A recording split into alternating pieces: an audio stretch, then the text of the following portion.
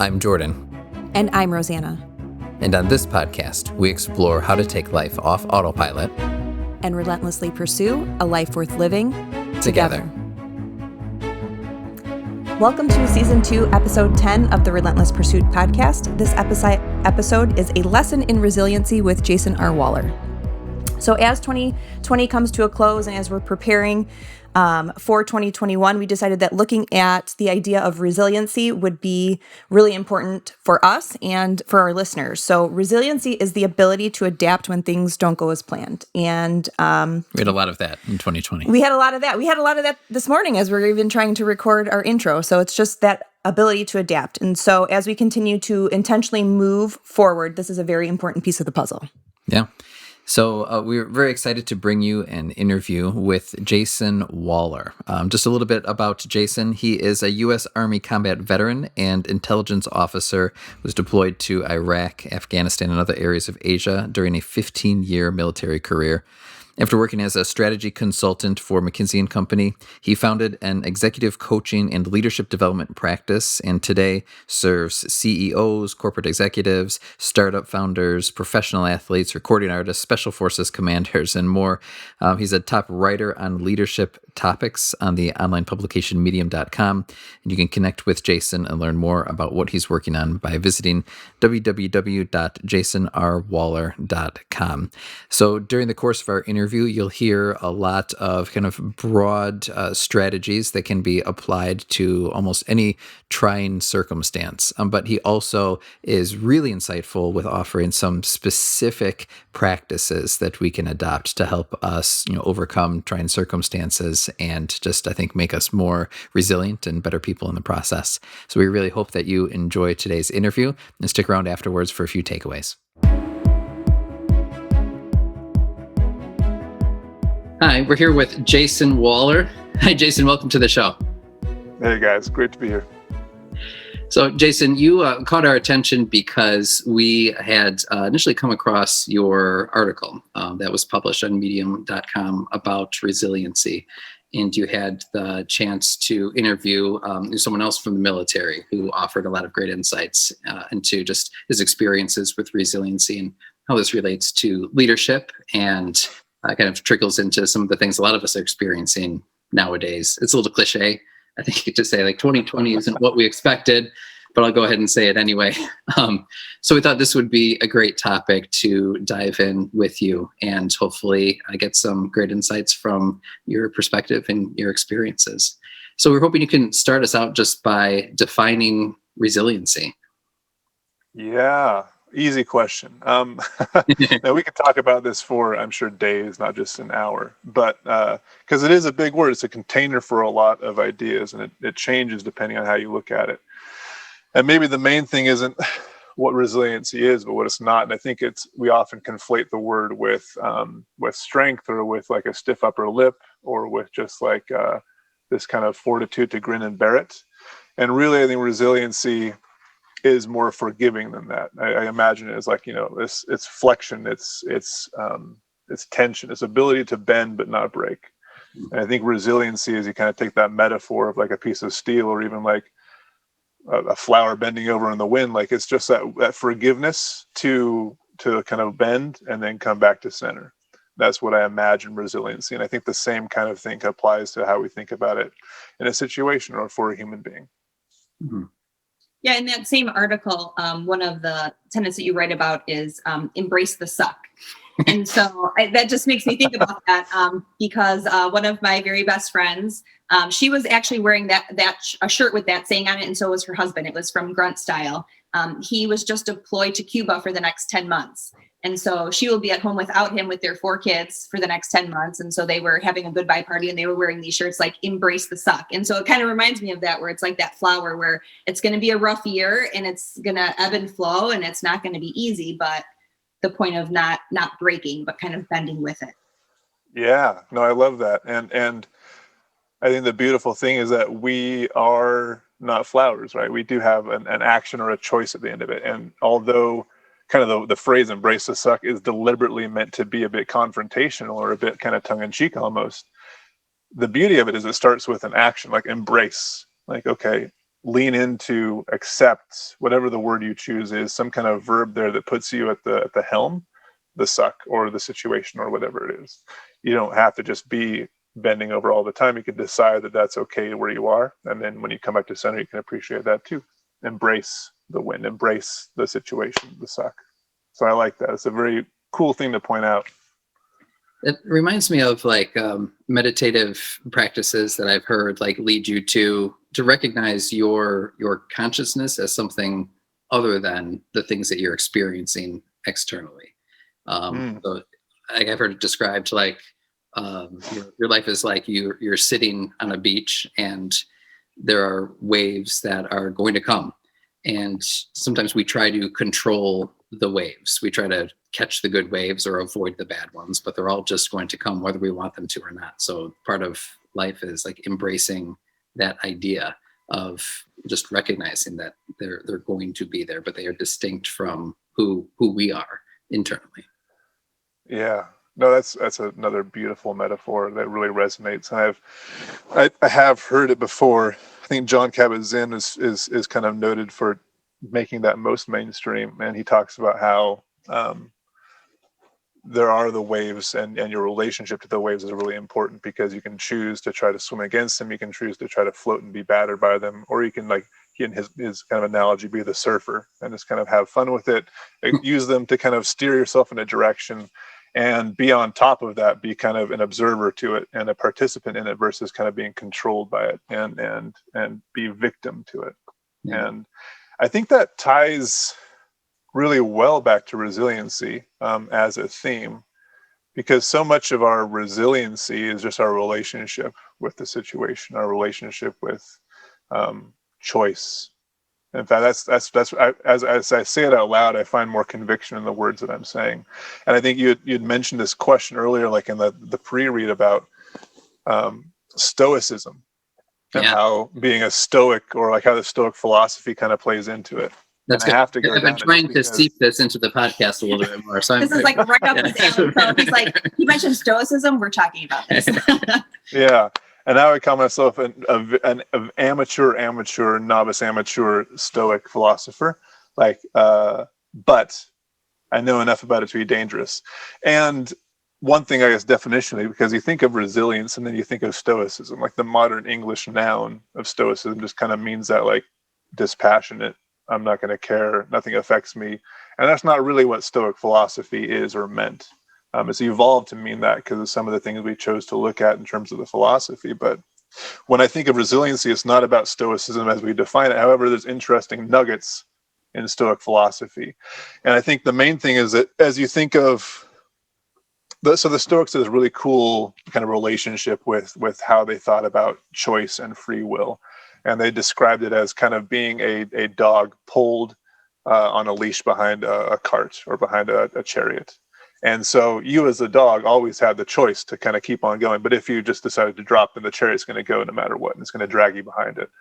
And so I think that so much of resilience comes back to this relationship with choice and how we view what is in our control and how we view what's outside of our control. I think that's a fundamental thing that I would guide most clients to if we're looking at a theme of relationship or a theme of resiliency, is really understanding, okay, resiliency means coming back to center. It means being flexible. So what things are outside of your control and what things are within your control? Are you trying to move things around that are definitely outside of that span of control? Are you holding on and just waiting for things to change and, sitting on that beach waiting for the waves to calm down and just, or are you flipping the other way and are you saying, yeah, I'm choosing to put my hands off the wheel. I'm not controlling what I can. So much about how we are resilient depends on our relationship with control that I think is really interesting to point that out. Mm-hmm. So you're just saying that the more we can like truly recognize and even let go of the things that are out of our control, that's part of our process of coming back to center. Yeah, I think it's definitely the two sides of that relationship with control is, one, so often we try to control things we can't, and two, so often we choose not to control things we could. And if we can reinvest across that fence a little bit then I think we find more, because honestly, if we can control some things, that gives us clarity, that gives us some confidence, and that helps to chip away at the anxiety or stress. And that is resiliency. Mhm. If we choose to say, okay, this is a tough situation, but there's nothing I can really do about it, so I have to fall back on my gratitude, I have to fall back on what I know about myself. And instead of spending time being upset and worrying about this thing that I can't change, I'm going to let that go a little bit. Then that's also a resilient choice, and you're putting yourself back towards center. So yeah, it's about not controlling the things that you can't, and it's about deciding to control the things that you can.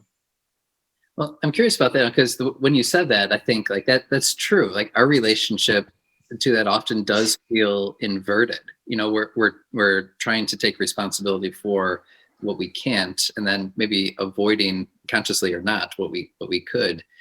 Why do you think that is? I mean, it seems like it takes more effort than it ought to get to that point of recognizing what we have control over.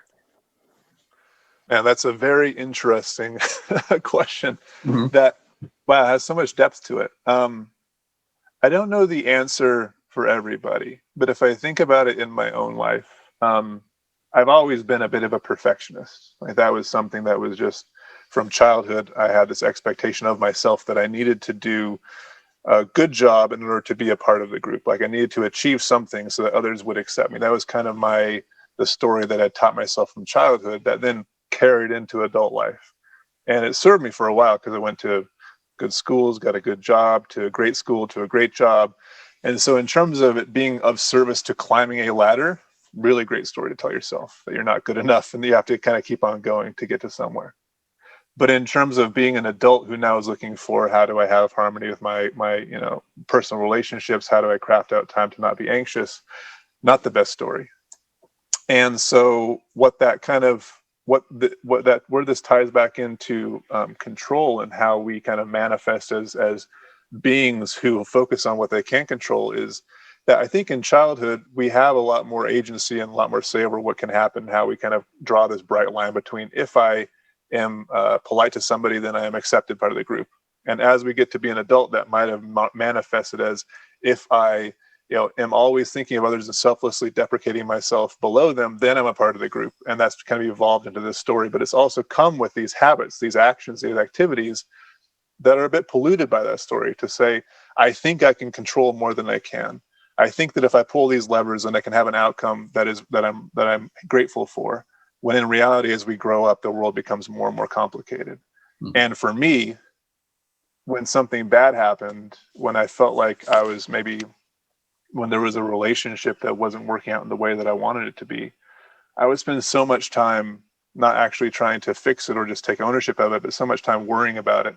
And I mentioned this kind of seeing the beach and all this stuff, but it's like, okay, we can't go to this beach. We can go to this beach. And instead of playing at that beach, I'd just be like, I'm at the stupid beach. I'm not at that beach. Like I'm stuck in this world where I can't live in the present. I'm distracted by things I can't control. And that all goes back to the unrealistic expectations that I set for myself, and these unrealistic expectations that I feel so many people otherwise do, to give themselves more control over things that they can't actually control in service of some story about how to keep themselves loved and safe. That was a really long way of diving into the control thing from that standpoint, but I think it's really true. I think that a lot of people struggle with trying to control things that they can't, and that distracts them from doing the things that they can. So do you think then resiliency is something that we all have, or is it something that needs to be taught? Yeah, I think it's both. I think it can be both a personality trait and more so probably it's something that's learned, it's something that's taught, both to us by others and to ourselves through our experiences with the world around us. And I would say it's mostly that category, because I think there are definitely personality traits that incorporate that, but those are all taught to us as well in some sense. Not all of them, but a good portion of how we develop into those personalities we learn from other people. So there's a little bit of a baseline that's biological, that's genetic, I suspect, not being a researcher myself. And most of it, I would assume, is going to come from the experiences we have. Case in point, and it's not always going to be visible. It's how we relate to that at different levels. And what I mean is, like, everybody would always have called me super resilient, and I would probably still call myself super resilient on the outside. I had a very strong, tough exterior through the military, through my experiences with that, and through how I decided to kind of this story of perfection, climb the ladder and do good things and be a good, like, provider, partner, all these kind of these decisions that I made. And I kind of created this tough exterior, which was super resilient, but inside was a really squishy, immature, like hungry for approval and attention interior. And so although kind of that would manifest as a really resilient personality, the reality is that if I look at my life and some areas of life I had to navigate 2 or 3 years ago, I realized that it wasn't. It was just a kind of veneer. And the experiences that I had and not opening myself up to that made me not resilient, because I hadn't practiced actually those things that I'm talking about right now. I just put on this guise of personality, which everybody saw. And in reality, the inside of myself had never really been challenged and resilient in a way that was truly meaningful, truly vulnerable, truly like online with all the like emotional resources I would have to deal with the situation. Does that make sense? Yeah. So it kind of sounds like resiliency, there's a bit of mindfulness to it, where it's like you really have to like tap into kind of like those feelings and kind of like keep yourself in check, and then kind of work towards like building some of those kind of skills or practices to kind of cope and maneuver through it. It's almost like so it's like an external, there's a set of behaviors that are maybe are actionable, and you've used a lot of verbs with the way you've described it, but also like there's this internal component as well. And if you have both, then you really have resiliency, but we can have the veneer of one or the other.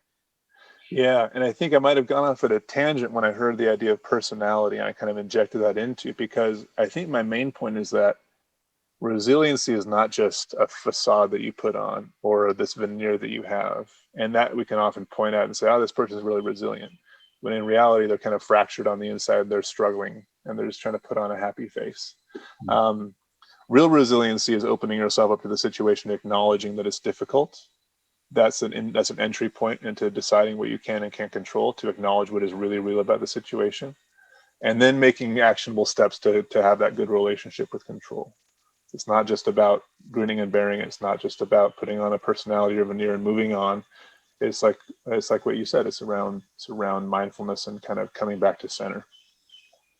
So going back to, I really appreciate the metaphors that we've woven into the conversation. So going back to the reed or the flower in the wind, I think if you're that flower, you would feel better about being bent by the wind if you knew that the wind would let up and you could like come back to center. But as humans, we can't always see the kind of that flip side, that opportunity where whatever circumstances are around us, or our resiliency in those circumstances would return us to that. And so when we do feel low, I guess how do we distinguish between like maintaining that patience and that resiliency and get ourselves back to center? Or how do we just uproot ourselves and say, you know what, like I don't need to be standing in the wind in the first place. I'm just going to go over here, behind this tree where I can, just solve the problem a different way. You can maybe get out of the situation that was the source of suck in the first place. Yeah. You hit on really like two really important themes that I think we can kind of bring into the light right now.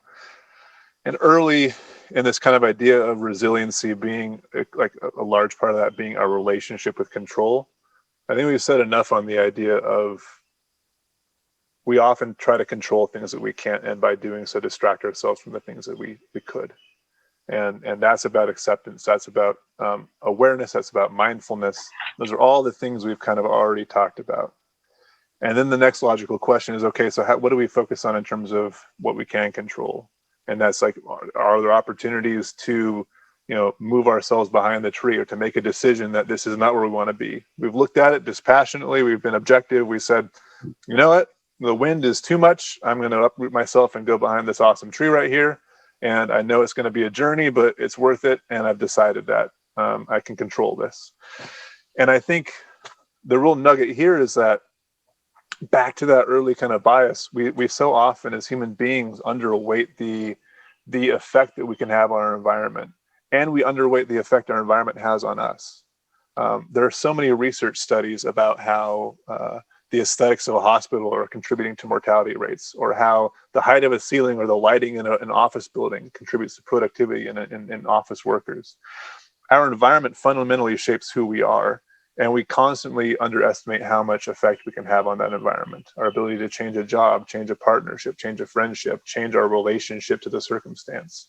So you're absolutely right, Jordan, that we can uproot ourselves, and really taking stock of what we can or can't control in that situation leads us into that really powerful, deliberate, intentional choice, which is also a really resilient one.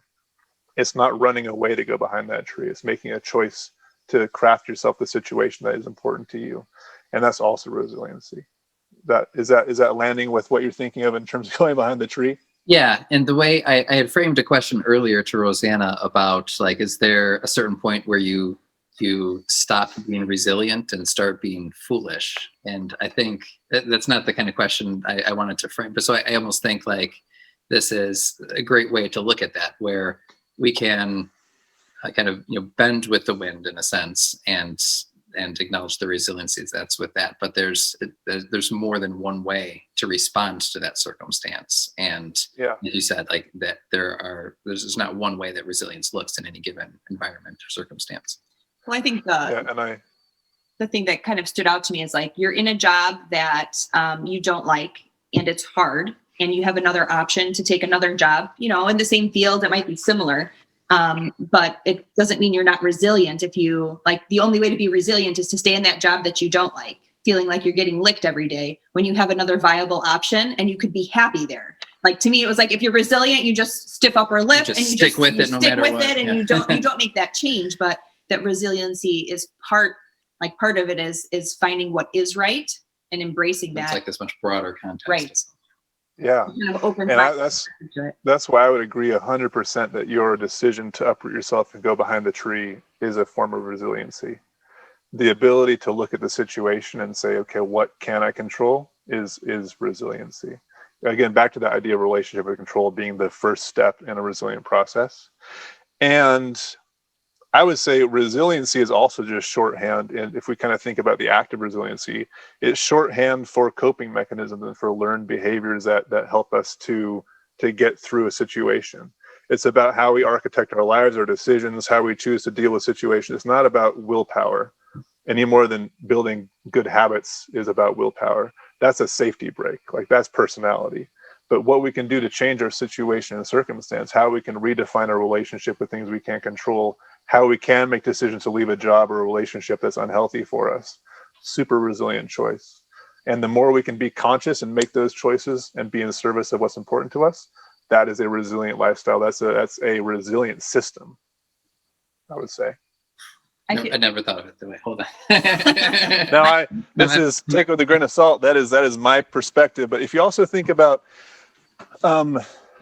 resiliency as a word, like after the flooding in New York, or after 9/11, there's always been, after any kind of disaster, they always come in and say, okay, how do we redesign the infrastructure? So it is a resilient system.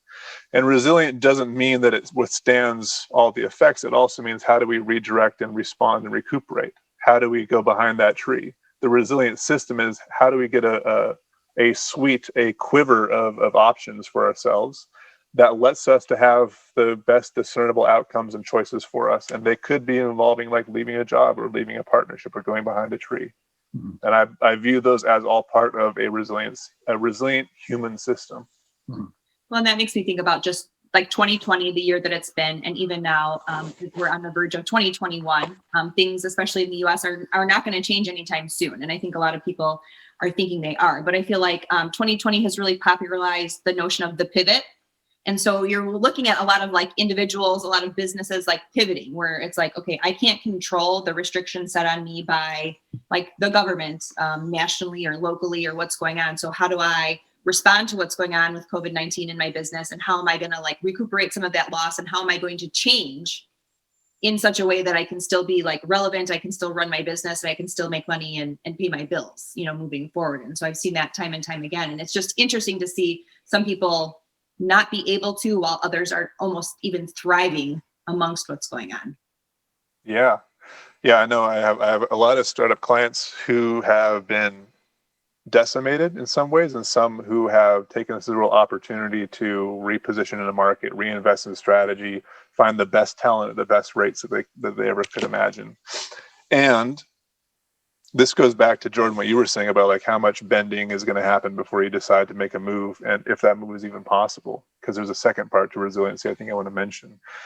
And so much of this is also dependent on externality. Like I could sit here and just say, yeah, it's all about what you can control. But so often, like you say, yeah, but I lost my business, I lost whatever. And it's like, you can say resiliency, the word, all you want, but like that doesn't change what actually happened. And I don't have the option right now of going behind a tree. Like that's not available to me. When I really take stock, and sure, I'm going to challenge that and probably say, if you take stock of like what you could and can control, what is left at your disposal, and probably there's more credit than you're giving yourself. But also, I'm compassionate to the idea that situations are real and hard, and not everything is just about your mindset. So, in the other kind of context, what you were mentioning about this bending over of the, I remember the metaphor was once like, don't bend like a rose because it snaps in the wind, like be a daisy or be like a daffodil, and just like kind of that's the idea. That's what you want to be in terms of resiliency, not this proud thorny rose, but like this flexible dandelion. And sometimes you're just going to be in the wind. So what do you do in that after you've taken stock of what you can control, what you can't control, and made some deliberate choices around that? Where do you go from there? And I think that's back to a bit of perspective, because if you've really decided I can't change the situation, then it's about accepting where you are and just deciding if that's a true decision, or if that's something that you're willing to take a hard look at. And what I mean is falling back on gratitude, falling back on perspective, falling back on the things that you've known and seen pattern recognition on. Like you might not know if the wind is going to stop anytime soon, but you maybe can call back the other storms you've been in the last 5 years, and you realize that at some point you've come back to center. You realize the wind stopped blowing at some point. You don't know when this gale is going to stop, but the certainty that's given to you from the experiences you've had, the patterns you recognize, says it will at some point. And you can also take stock of what it's like to be like blown in the wind, and what you still have available to you. You still have your roots. You still have your petals. We're going deep into this metaphor right now. You still have all these things. That goes back to the gratitude. I know you guys did a podcast topic on the 24th, I think, about gratefulness or gratitude. And it's taking stock. It's what is here for me. And so in the absence of what you can control, the last holdout for anybody in terms of what they can control is their perspective and their relationship to the situation. And so after embrace the suck, it's okay, well, what is here now available to me, and how can I just be at peace with that? What is my perspective with the situation? How can I call back to the past or be more present with the situation? So at least in the situation where I'm blown by the wind, can't go behind the tree, that's at least okay enough to weather the storm. Yeah, so it's like these core, it's almost like getting back to these core truths that have happened, or that no one can ever, no situation can ever deprive you of. So it's like looking back on memory, but also on what I like the idea of like falling back on gratitude, because that is a fantastic way of just looking at, like, all right, kind of like what we were talking about before. Just not recognizing what you don't have or what you lack or the way you wish things were, but recognizing what you do have and the contentment that you can find with those things. So I think that's a powerful way of kind of weaving that into just this idea of resiliency, and finding that it's more than just being grateful. Like there's genuine strength found in that practice of recognizing what you do have. Well, and if you're any kind of leader, and, I think about, like, we're obviously leading our kids. We have 4 of them, like, it's like when they're going through something, it's like the way that we walk them through the thinking of being able to get through it, right? Like sometimes we're like, come on, son, you just got to buckle down and you got to be strong. And there are other times we're like, this is really hard. And we've gone through similar things and we know these are the feelings, but it's, the way in which you kind of like call back, past knowledge and kind of acknowledge what's in front of you to help coach them through it. Well, that's like, because we were reading about the competence and compassion balance. And I find that just as applicable, professionally as I do as a parent too. I thought that was a great way of kind of framing the way I think leaders can. I'm happy for that. Yeah. I'm happy to hear that that's something that's applicable, because I do think, and this is just one lens to take in terms of how you relate this idea of resiliency to others, whether it's your team or your children or anything. It's like, how do I think about these two are probably a suite of other really important things: competence and compassion. My offering of experience and expertise and advice, but also my willingness to kind of just let things be and to check in on what people need. And where do people need handholds right now? Like where, and I love that you can also turn this around again, like not just to others, but to yourself, and say, okay, where do I need to find advice or like input or external like handholds and help right now? Or when do I just need to give myself a bit of a break and be compassionate to myself, give myself some grace and forgiveness? I think it's a really interesting lens that just challenges you to sit outside the normal reactive structure of dealing with a fire drill. Right. So, to return back to the 2020 cliches of, this is odd times, it's challenging, this is, we need to pivot. The families, both professionally and personally, like within their households, have struggled a lot and just been forced to demonstrate resiliency to a certain extent. So as we prime ourselves for 2021, what would you say are some practical things that your average American household can do to be resilient and maybe even find some ways to take advantage of what 2021 may bring? Yeah. So I'm making this an artificial process in my head just to make it easier to hang ideas off of, because I don't think this all happens so sequentially.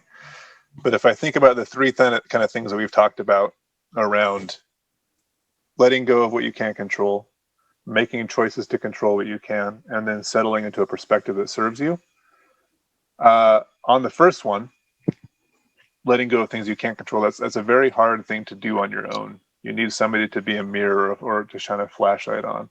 And so if that's something that an individual is really struggling with, or a family is struggling with, I'd say find help. And that could be as deliberate as a therapist. It could be a pastor. It could be a counselor. It could be a close friend. It could be a family member.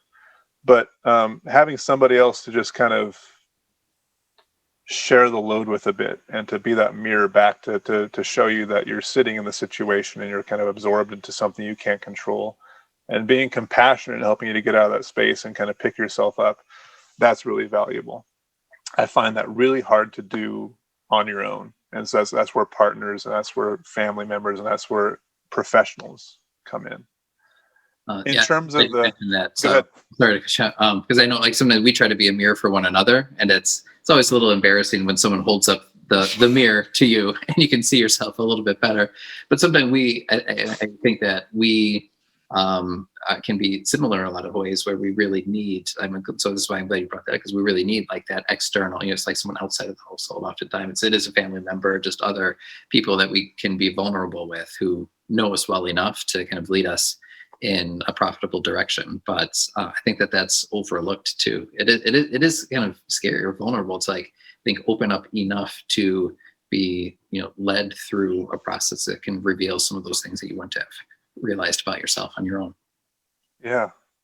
And so if I'm putting myself in like the shoes of a listener right now, and I think the kind of two challenges on this front would be, one, if I have somebody that I can talk to, if I know I'm going through something and it's really difficult, like you said, opening up and just putting it out there to somebody that I care about, and just offering that as like a difficult situation, and getting some support with it.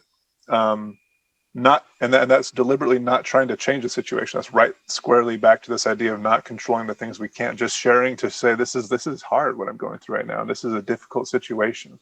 I'm not looking for a problem solver. I'm not looking for something to be fixed here. It's just, I'm going through this and I needed to kind of let you know me right now.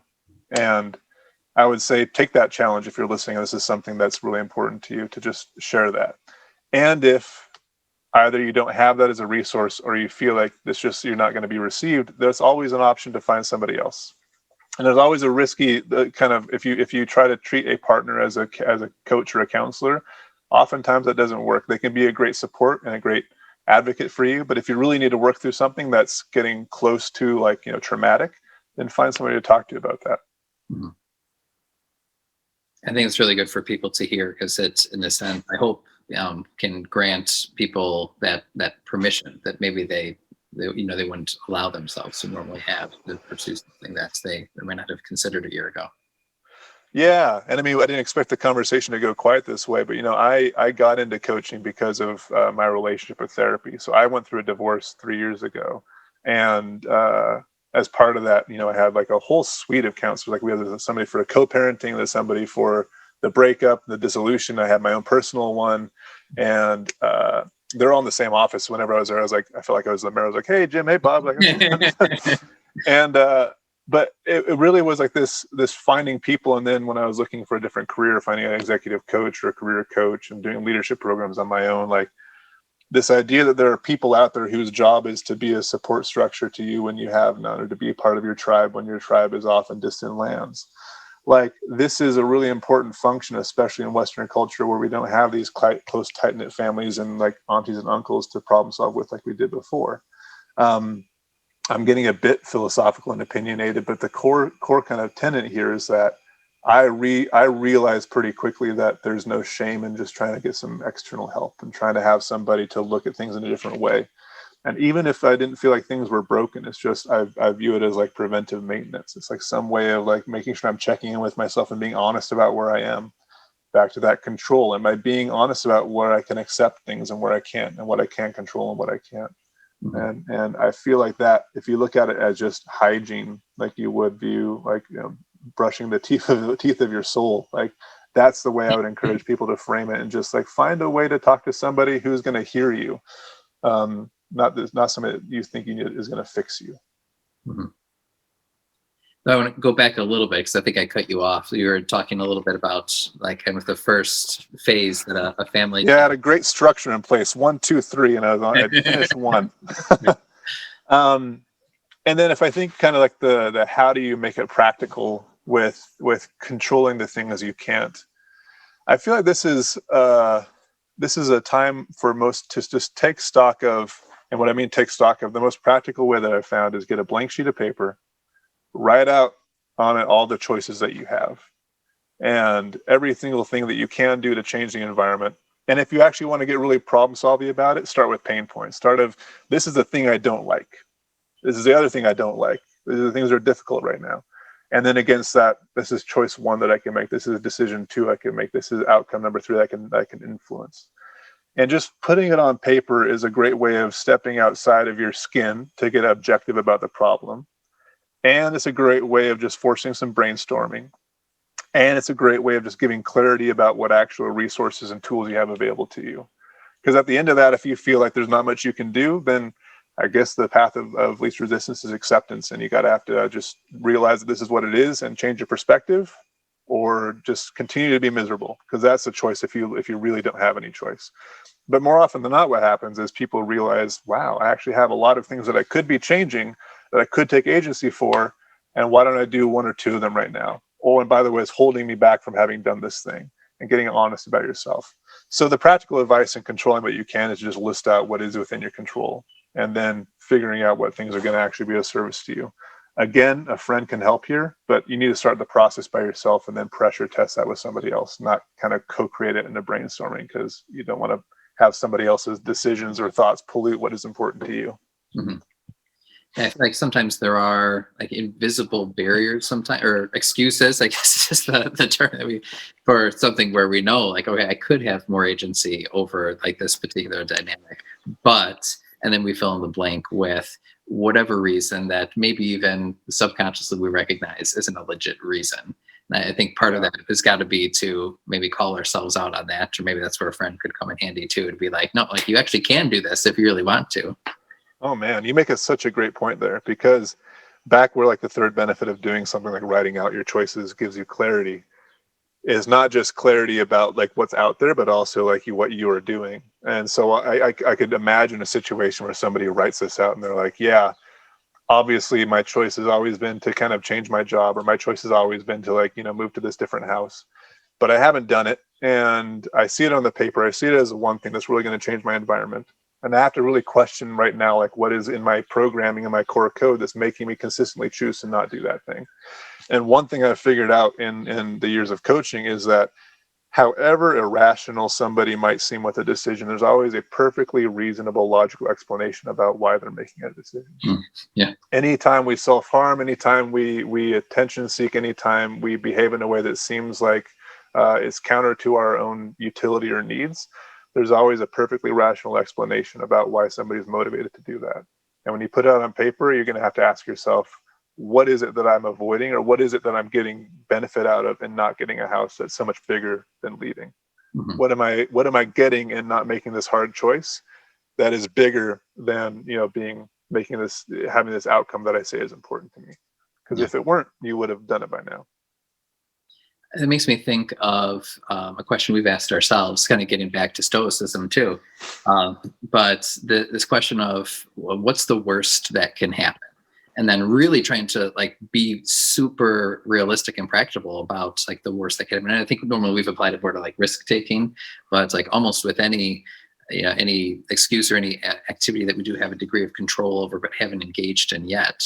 That's one question that's helped us, I think, is just recognizing like, okay, let me practically think through what my life would look like if everything went wrong, if I tried to exhibit control in this. And then you look at what you list and think, is it really, is all of that really that bad? Is that the condition that I have so feared for my life? Yeah. And I feel like that's kind of a nice segue into this third area, like perspective shifting. It's like, how do I reinform and recalibrate where my midline is based on my gratitude for past experiences, my acknowledgement about what's here right now, leaning back on history and pattern recognition, or just doing some kind of brain exercise of what's the worst that could happen? What if I just actually talked about that and put it out loud? Like, does it seem as silly as I feel like it is, or is it going to be having more weight than I gave it credit? Like, what is the actual kind of truth there as I look at it through a more objective lens?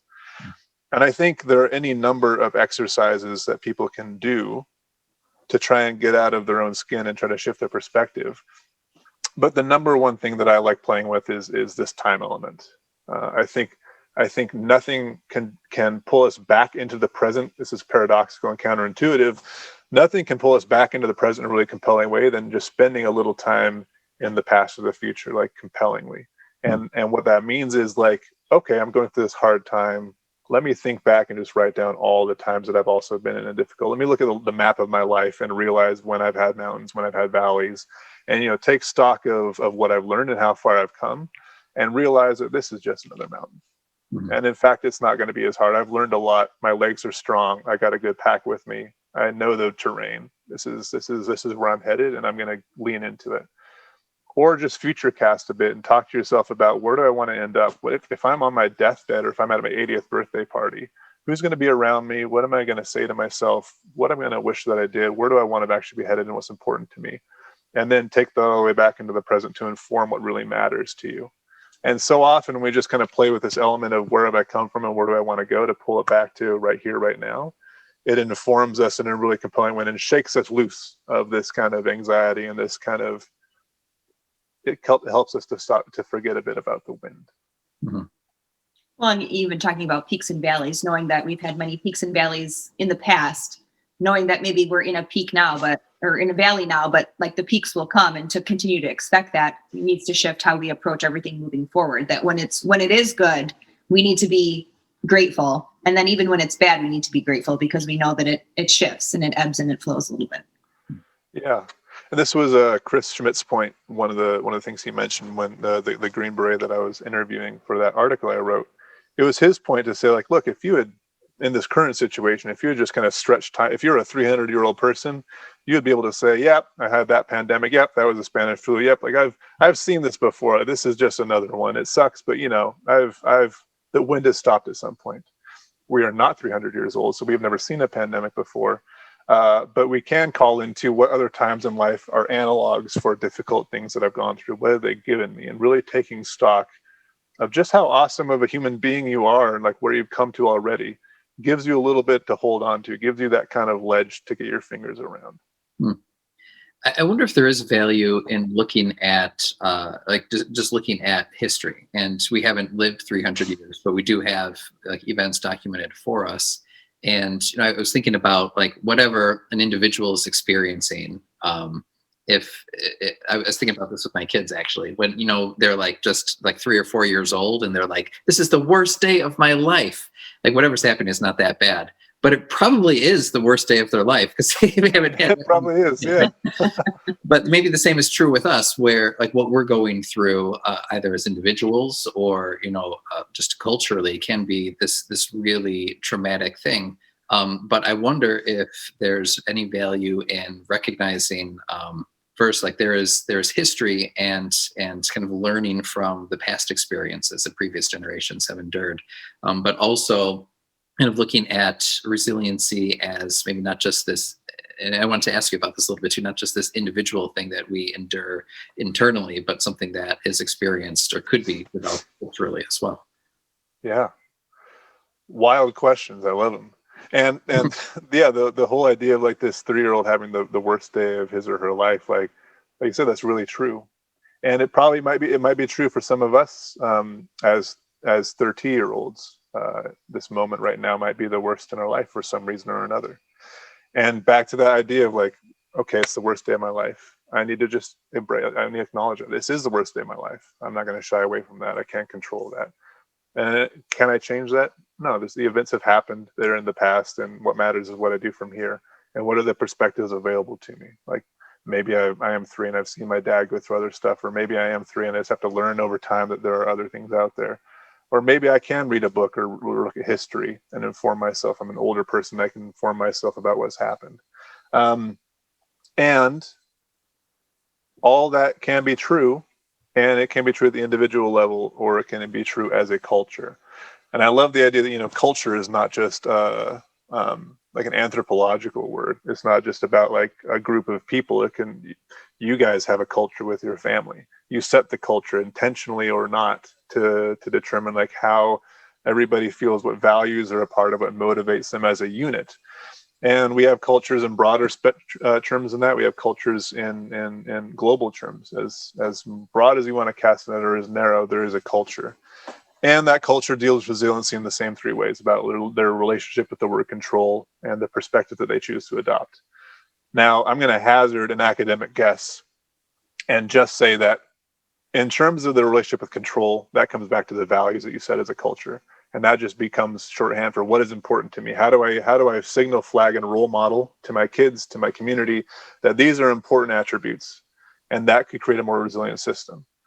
But probably also the bigger thing is this perspective. And how do I as a culture share story and create perspectives and then offer experiences and wisdom through actions and through observation that creates a shared kind of understanding, a shared perspective. And that's when I think of culture, like what you kind of lose as you go from a more family-based culture to an individualistic culture is you lose that identity and you lose that shared story. And that's why I think it's harder to do at an individual level, and why when you talk about culture, you can, and if you choose to, create a resilient culture around your family, around your work, around your team. But it just takes deliberate effort. It takes you recognizing that there are levers to pull.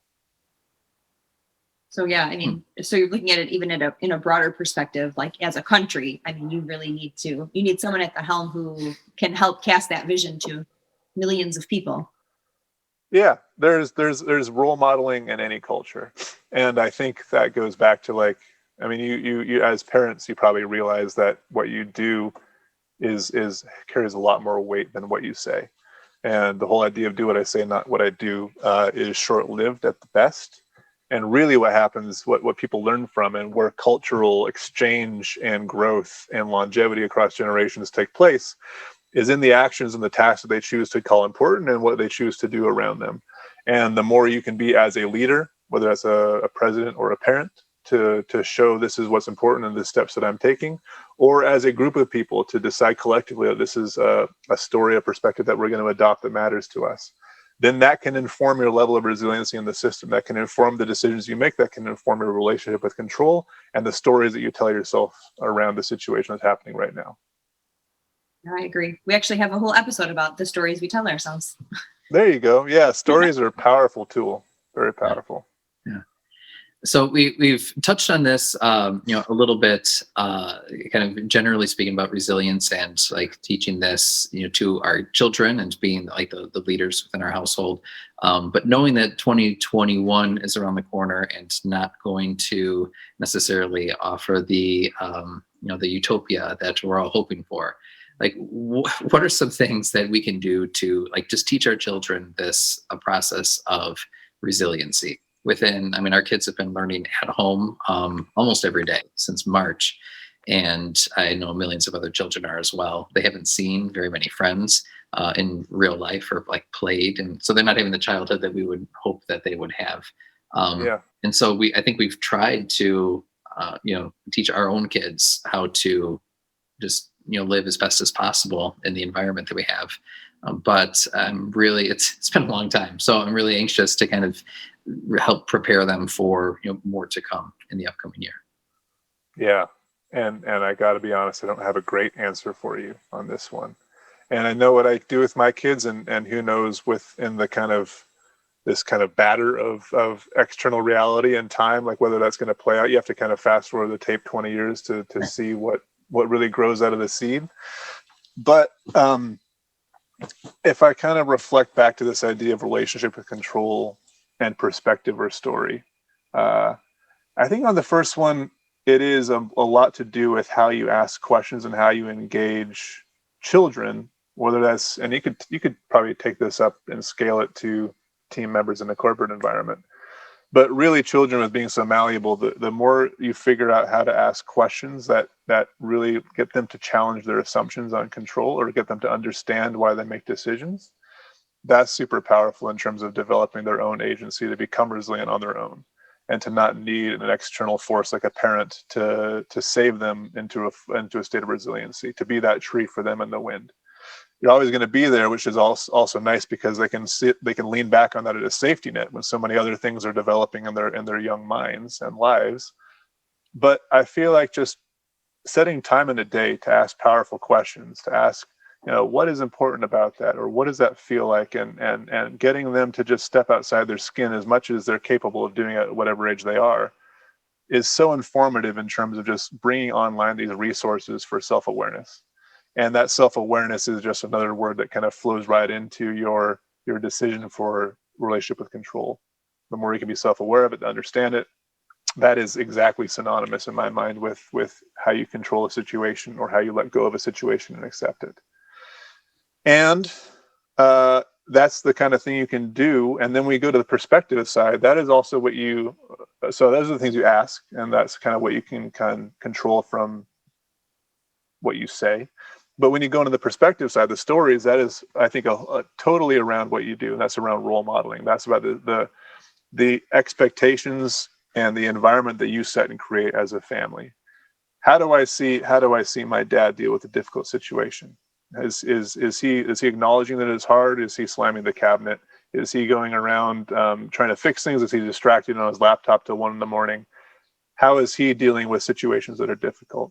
Because that's going to be what I assume is the right way of doing it. That's going to be my model for it, whether I like it or not. And spoiler alert, they won't like it, but they'll still do it because that's what's familiar. Mm-hmm. We are all at some level imprints of the generations and the parents behind us and the peers and the colleagues that we learn from. And the more we choose to work on ourselves to be more resilient, that's like the best way of them being a good role model to the children that we have around us to learn resiliency on their own. And so to sum that up, it's asking really powerful questions to get some of their self-awareness online, and then working on ourselves as individuals to be resilient so we can showcase that and role model it to them as we go through our lives full of conflict and hardship and setbacks and obstacles. That's great. Yeah, I really like that, just how much role modeling plays a role, because we can explicitly say things to our children, but then what we're doing ourselves is maybe even more likely to be picked up by them. And our kids are right at the age where we think that they're not listening or that they don't understand what we're talking about. So even like in our conversations with one another, I feel like we need to be more just strategic with whenever we have those, or what we're expressing in them too, because that's really, like, I think the truth that they pick up on maybe without even intending to, they'll begin to emulate that as well. Well, they're at the age where a lot of what they see is caught and not necessarily explicitly taught. Like we try to explicitly teach them certain things, but it's what they see and what they hear and what they observe that they really kind of grab onto. Mm-hmm. Yeah. I mean, you could definitely talk about this for another few hours, like how imprinting and how caught versus taught works for children, and again, for teams and for role modeling in the corporate environment. But I agree with 100% of what you guys are saying, and it's so important that we realize that and make a genuine effort to set the cadence for what, because kids are amazing at subtext.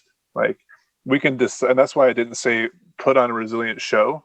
To become resilient, like as a parent. Like if you just try to do the behaviors that you think are in line with resiliency, then it's going to be superficial and the kids will see right through it at some level, whether they know it consciously or not.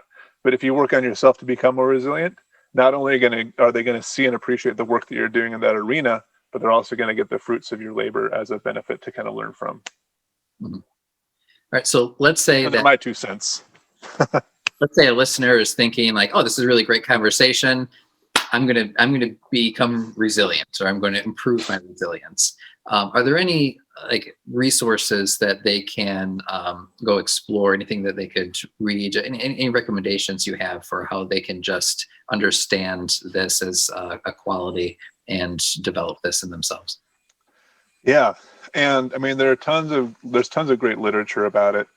Angela Duckworth has done a lot of writing on grit, which is I view that as being a combination of resilience and perseverance, and there are subtleties in the words that I won't get into, but that's a great kind of resource. There are lots of ways to learn, back to that perspective sharing, to kind of shape our worldview by informing it from others.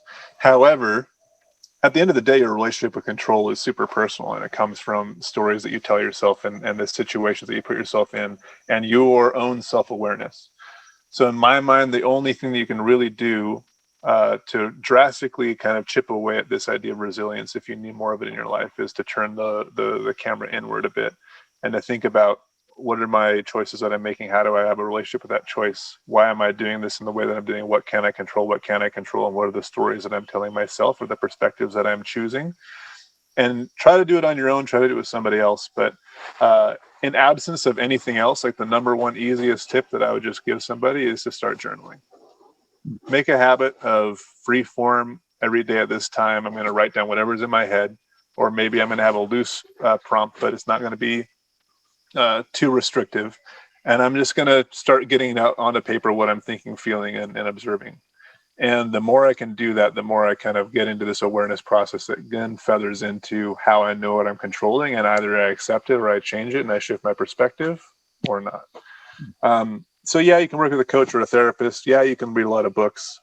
If I were just going to give one best practice tip, get yourself a clean journal and a calendar invite to yourself every day and stick to it. Nice. It's great, practical, and something that anybody can do from anywhere. Yeah. And if anyone wanted to connect with you or learn a little bit more about you, there's a journal right there. It is. Yeah. Is that before I get to my question? Is that a handwritten journal that you have? Yes. When my clients take this onto themselves, I say, they are free to choose whatever medium makes sense for journaling and for getting thoughts down. And that's whether it's journaling or note taking or doing a to-do list. However, the intimate nature of writing has a lot to say, and there is a bunch of research behind, like, the somatics of how we put words onto paper and what that means and activates inside of us versus clicking on a keyboard. Plus, it has the added benefit of reducing your screen time. So, I would just say, if you're going to try journaling, do it with a proper journal. Very good. You can adapt it later, but try it with the first way. I ask because I've had a journal. I called it a diary, although Rosanna tells me that I should call it a journal or a log. Maybe. Sounds a little more. Yeah, you do what you need to do, Jordan. But I've always typed it out. But maybe that's one new thing that I'll try too, is just writing it out. It might be a little shorter because I'm a slow writer, but I think that's a good practice because I agree. Sounds like a cool experiment. And if you frame things as an experiment, and I think back to resilience, one last little nugget is we have, and the things we can control, we're too often to create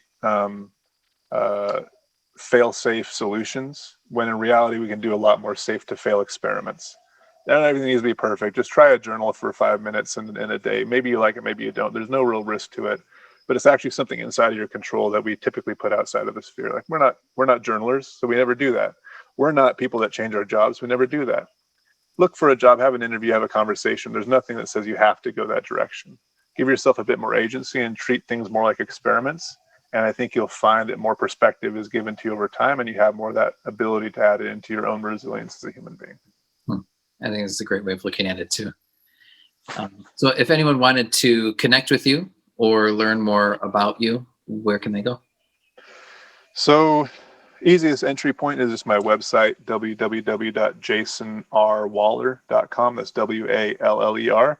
But that's the same name that I'm using for all my social media accounts. So you can kind of find me anywhere you need to. Awesome. Excellent.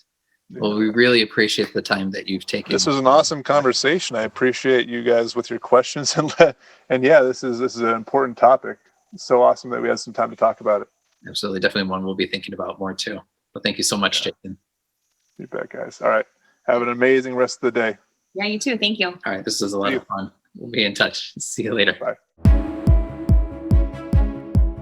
All right, well, we hope you enjoyed that conversation with Jason and ourselves. I know that we really enjoyed it, and there was a lot of very practical takeaways, but also some profound thoughts that are certainly going to help equip us for what is coming up ahead in 2021, and definitely ones that we're going to be returning to over time. Yeah, it was very interesting. I really thought we were going into this really talking about resiliency, like just pushing through something and just doing it when you don't want to.